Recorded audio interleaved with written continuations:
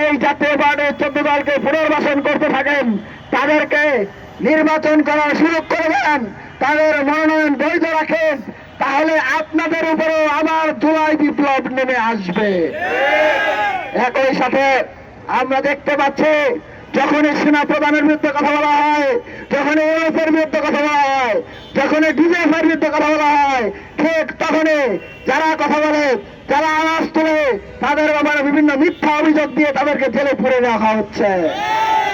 আমরা দেখতে পাচ্ছি সুরবিনা বেগ, জুলাইয়ের কন্যা, যার জীবনের রক্তের উপর দাঁড়িয়ে আজকে ইন্টারিম গভর্নমেন্ট দাঁড়িয়ে আছে, সেই জুলাই কন্যা সুরভি যখন সেনাবাহিনী নিয়ে সমালোচনা করেছিল, উপদেষ্টা মহল নিয়ে সমালোচনা করেছিল, তখন তাকে 50 কোটি চাঁদাবাজির হাস্যকর অভিযোগ দিয়ে তাকে গ্রেফতার করা হয়েছে। এটাই প্রমাণ করে এই গভর্নমেন্টের সাথে, এই গভর্নমেন্টের এই আচরণের সাথে লীগের আচরণে আর কোনো পার্থক্য নাই। লীগও ঠিক একই কায়দায় তার বিরুদ্ধে সমালোচনা করলে তার এবারে মিথ্যা রাজনৈতিক মামলা দিয়ে তাদেরকে নির্যাতন করতে, গ্রেফতার করত।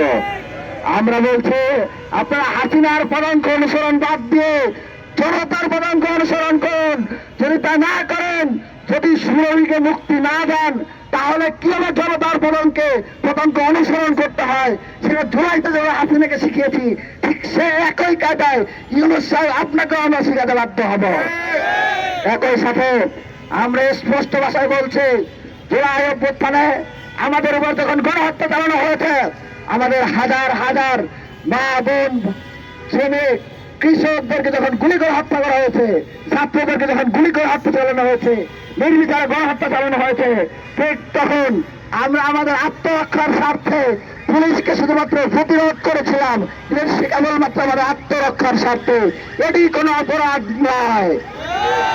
মুক্তিযুদ্ধের সময় আমাদের মুক্তিযোদ্ধারা যেভাবে পাক হানাদারদের বিরুদ্ধে লড়াই করে পাক হানাদাররা জাতীয় বীর হিসেবে স্বীকৃতি পেয়েছিলেন, ঠিক একইভাবে এই জুলাই খুনে পুলিশ লীগকে হত্যা করে, এই জুলাই খুনে পুলিশ লীগের থানা পুড়িয়ে দিয়ে, এই জুলাই খুনে আওয়ামী লীগের কার্যালয় পুড়িয়ে দিয়ে, ঠিক একইভাবে জুলাই যোদ্ধারা ঠিক বিরোচিত কার্যক্রম করেছে।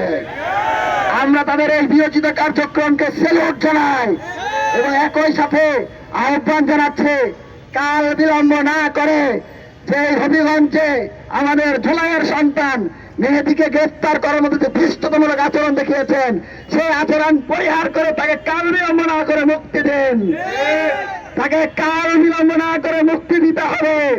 একই সাথে তাকে গ্রেফতারের সাথে যে পুলিশ কর্মকর্তা নির্দেশ দিয়েছে, যে ডিবি অফিসার নির্দেশ দিয়েছে, ইন্টারিম গভর্নমেন্টে যারা যারা জড়িত ছিল তাদের প্রত্যেককে চিহ্নিত করে বিচারের মুখোমুখি করতে হবে।